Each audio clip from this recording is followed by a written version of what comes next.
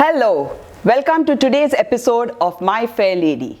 I am Geeta Modi and I bring to you women with startups from my favorite city, Surat.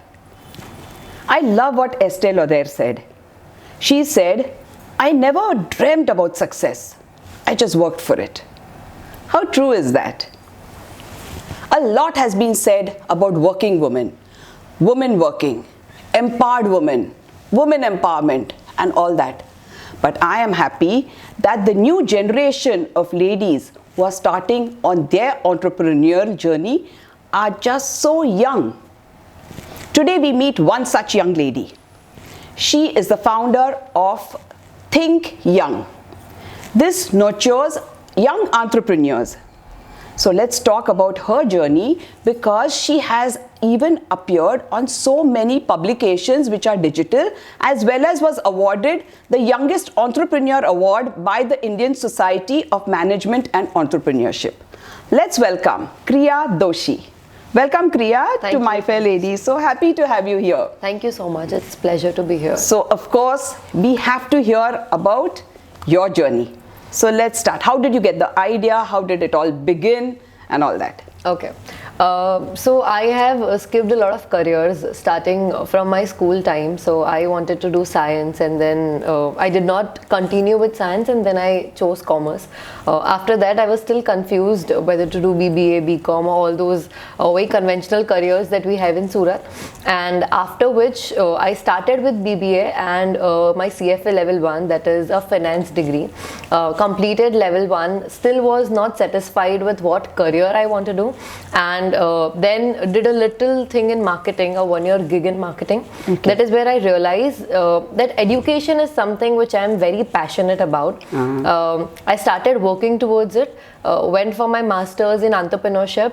At that time, entrepreneurship was a very new word as a subject. Right. A lot of people were not aware about the word in Surat especially. Right. And did it in Mumbai, an 11-month program where I started working on my own startup. So earlier it was Be Found, which is more like making people aware about careers. When I started conceptualizing the whole idea, so I named it Be Found and I started working on it. But then over the time when I started realizing that rather than doing something in career counseling and making people aware about their career, why not taking up entrepreneurship and introducing it early on in a child's journey? Right. So that is where the whole idea of Think Young came into the concept, and that is where I started working on it.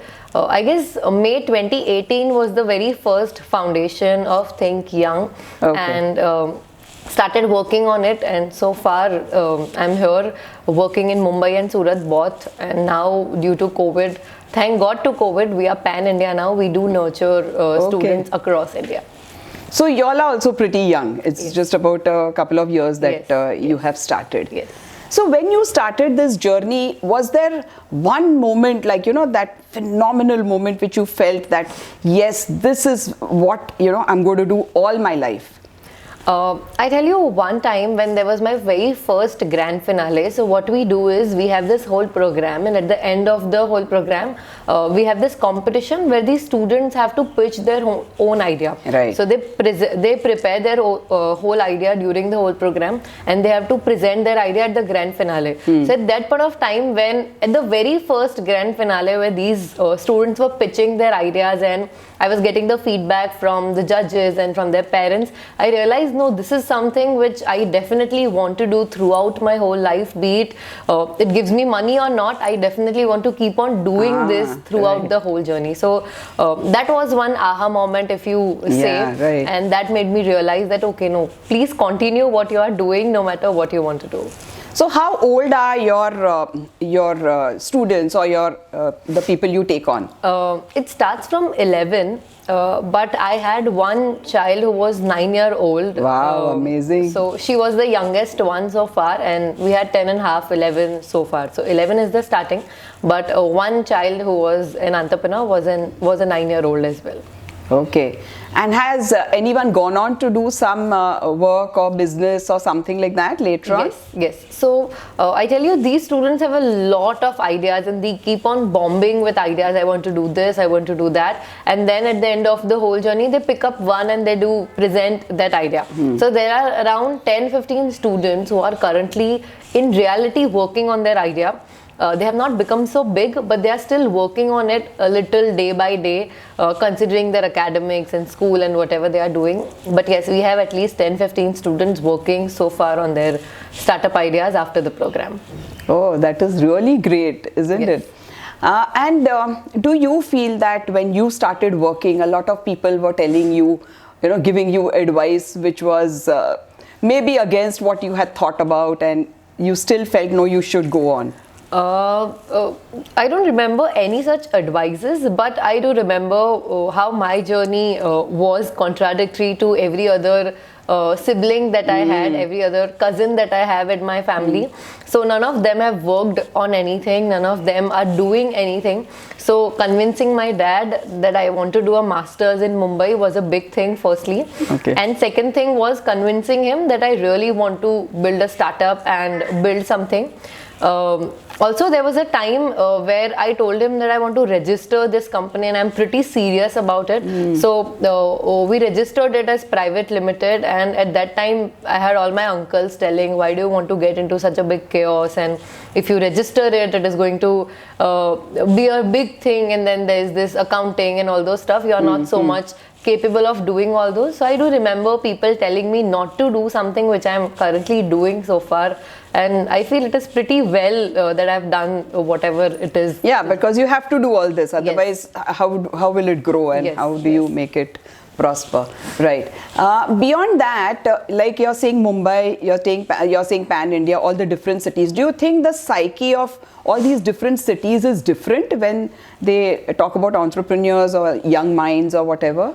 I can tell you the difference in Mumbai and Surat itself. So considering Surat a very progressive city so far, it is developing a lot. But I think the mentality of people is way too broader in Mumbai than in Surat. So that is why I started first in Mumbai and not in Surat. Their parents are really open about new ideas, about entrepreneurs, about knowing that their child can do something different from academics.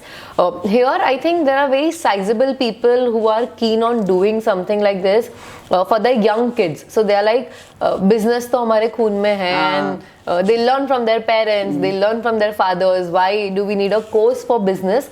So I think there's a lot of difference when it comes to understanding of the term entrepreneurship in Mumbai and Surat itself. So I think across the country it is going to be way different for everyone to understand what entrepreneurship is. So the best city you think is Mumbai up to now? Yeah. So from far, all the cities where you've been working with? Definitely. And you think in Surat you can bring about this change? Is it becoming better every year? Yeah, I think it is getting better and better. We see a lot of initiatives like TIE and whatever you are doing so far. I think things are moving towards knowing entrepreneurship as a term widely for everyone. So I think in the next 4 or 5 years, entrepreneurship will also be a mainstream like all the other subjects that we have. Right. Tell me, Kriya, what is your definition of feminism? I think there should be no word as feminism for the very first time. But if you ask me what is feminism, I think it is more about empowering women. It is more about supporting women, supporting females to do what they want to do in their life, rather than just making them do the household chores that they are doing. And you think you can have a proper work-life balance even if you are working and you've got all the other responsibility of your home and family and everything? I tell you, I just got married in December, and I never thought it is going to be a little difficult. I thought it is just a cakewalk that I'll do. I'll do both the things. Of course. But it is difficult to manage the work and the family household chores that we have to do. But I think if you really want to do and work towards it, it is manageable, provided your family is supportive enough. And I think it's all about planning and time planning and putting everything in slots. And yes, definitely. I think you get there as you move forward and not stop and take a step backward and stuff like that. Great. And also, like being in Surat, you think that Surat women nowadays, like, you know, have they changed? Like, you've been in Surat, you've been brought up in Surat. Yes. So you think from your generations in your house, how much change have you seen in the last just a couple of years? Especially now with COVID also, because we never had people, ladies who were online, Right. or, you know, little elders who were too much into Phones and all digital this, and right. social media and all. But now with all these changes, what have you observed? I think when I was in my 11th, 12th, when I was in my school, and now when I am here doing my own startup, building my own company, I think the mentality of women has changed a lot. I was not seeing women talking about entrepreneurship or talking about business per se at that point of time. But now they are open to talking about these things. They are open to accepting other women doing their own businesses. Every now and then we hear girls and women doing something new. Maybe it is on Instagram or working on their own label or whatever, but at least they are building something. So I think the mentality has been a lot progressive than what it was, but still we are yet to change a lot from what we see in Mumbai and other metro cities. Right.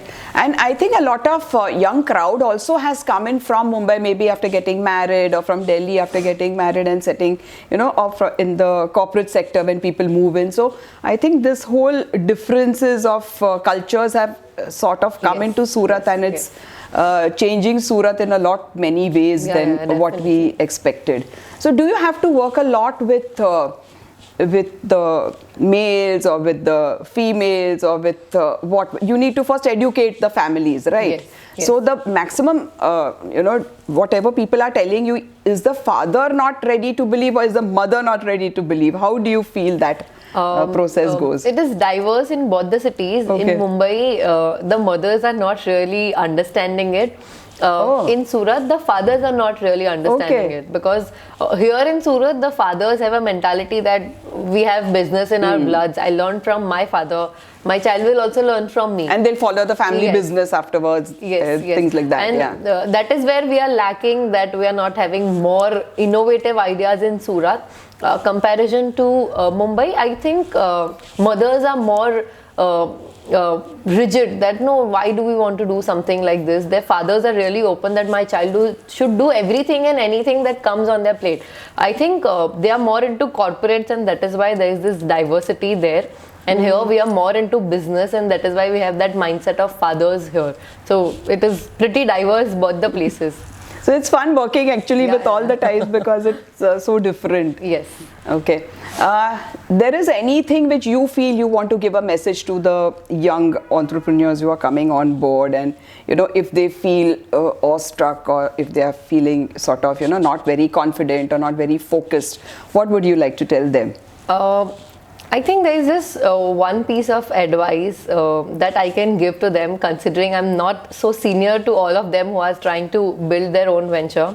There are going to be a lot of hurdles. There are going to be a lot of times when people will say, don't do it, or you're not capable enough, or things are not working out. At some point of time, you yourself feel that, no, I'm not doing something which is logical enough. But at that point of time, there is a point where you have to believe in yourself, where you have to understand that, okay, things will fall in place. There are going to be times every now and then when things will not become easier, or things will not become a cakewalk for you in building the venture.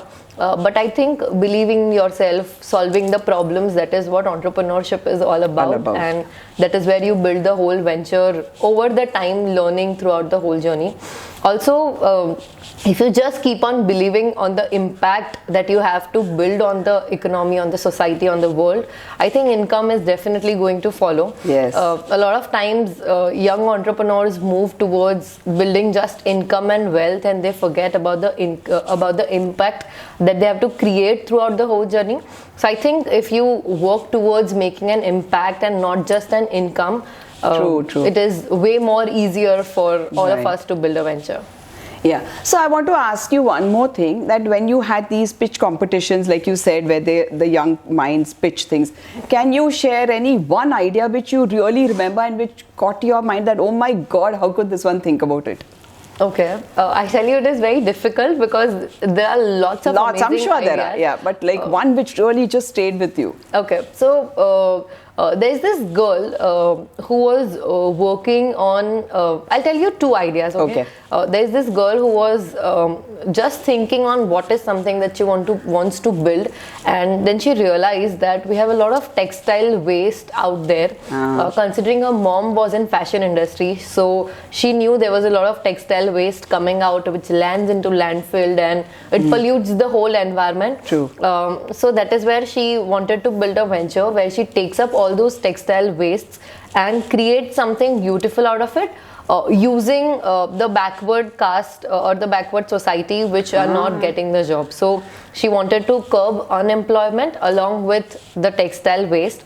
And there was this one more group who were And how old was this girl? she was 12. Wow. And there was this one more group who were working on food waste. So what they wanted to do is they wanted to create a chain where all the food waste that we have at our home, so suppose we cooked something and it is like 2-3 people ka food that has remained, so they pick that food and they go and serve to the ones who will needy. not be able to get food at that night. So they wanted to create a chain of volunteers who can do something like that is more about taking the food waste and giving it to the ones who are needy, because otherwise it lands into the dustbins or wherever we... The sort of demand and supply thing which you're balancing. Nice, but it's so great to see these young minds thinking so progressively. I'm sure that builds a stronger country over a period of time. Definitely. Great. So now we are going to play something which is, of course, like rapid fire sort of things, short questions which you need to answer. And that is about being a female and all about us, and you know, we always have to have it all, like be good looking, be well dressed, be well groomed and things like that. So what are the 3 things which you always carry in your bag? One is a comb, second is a lipstick, and the third is a diary and a pen. Great. Who is your biggest support? I think my father and now my husband, they both are my biggest support so far. Okay.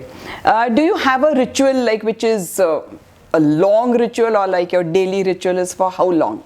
My daily ritual is for like 20 minutes where I get up, I pray to the gods that we have at home, and then I pray for the food and all those, and then that's it. No, your ritual of taking care of your skin and hair on a daily basis? No ritual. I don't take care of my skin and hair at all. So there is no ritual for the beauty or all those grooming things. You're just saying it because you're young. I mean, otherwise I think everybody requires a beauty ritual. So is there any female character in a movie or in a play or in a book whom you're very fond of, or whom you would love to follow in certain ways? Okay, I don't remember as per se any female character, but I think all those biopics on women that we see, I think one that I remember so promptly right now was Vidya Balan from Mom, where she was working really hard for her daughter and all those. So I think that was the one character. Mom, or she did that movie on mathematics? That Shakuntala one, Devi. Shakuntala Devi. That was the one. Yes. Or there was another one on Mom and Shakuntala Devi. They both are. So Mom was Sri Devi, right? I don't know. I think Mom was Sri Devi. Okay, Mom was Sri Devi. Yeah, okay, then and that is Shakuntala Devi who played the mom, and she... Yes, so I think the Shakuntala Devi one. Yeah, that one was awesome. She really played it so beautifully. What is the first thing you will do when the world gets free of COVID? I'll travel to Mumbai and get my work done if the things get fine right now. So, and the second thing is I want to build a physical institute here in Surat. Okay. So I think once things get appropriate, once education institutes start, I think the first thing is laying the foundation of the same. Great, awesome. So now comes the time when you get some Geeta Gyan. So you get to ask me a question. Okay, so what is your mantra for life when it comes to entrepreneurship and your venture and all those interviews that you are doing? So what is your one mantra that keeps you going every day? So I feel every time I get up, I too get a lot of new ideas. I love thinking, and I feel I want to do everything. So whether like I've got into acting now, I've always been a business person, but I love traveling and lots of things. So I want to do everything. Like I feel there is just one life, and like all that YOLO or what all your youngsters say, I don't know what. But because of that, I want to do whatever I can and the best to my ability. So whether I succeed, it doesn't matter, but I will still give it a try and make it work to the best of my ability. Perfect. That is what I feel, and I feel everybody can learn that, because every time you're scared, that if I do this and it won't work, if I do this and if it fails, or if I do this and people will say something, somebody will laugh at me, somebody will, sort of make a joke about it and stuff like that. I think you should never do that. You should just be yourself. If you are confident, you have an idea, put it out there. You never know what clicks. Right. And it may just suddenly become big, So it's like, today's startup can become tomorrow's multinational, whatever. So something like that. Of course. Great. So I think that is it. And we would like to end this episode with your mantra. Okay. So again, as it is said, life is all about making an impact and not just an income. So I believe a lot of us should work towards impact, should work towards how we can change the society, how we can do something better in the society, and not just how we'll earn money. Because if you are making an impact, money is definitely going to follow. True. Thank you so much, Kriya, for sharing your ideas, for sharing your journey. It was really inspiring. Thank you so much. So that was Kriya for you. And we learned all about the way she started her journey and how she is going to progress by setting up something more, scaling up her industry. That is what she's trying to do. And it was amazing. I'm going to catch you again in another episode of My Fair Lady. Till then, take very good care of yourself, be fit, be healthy, stay awesome.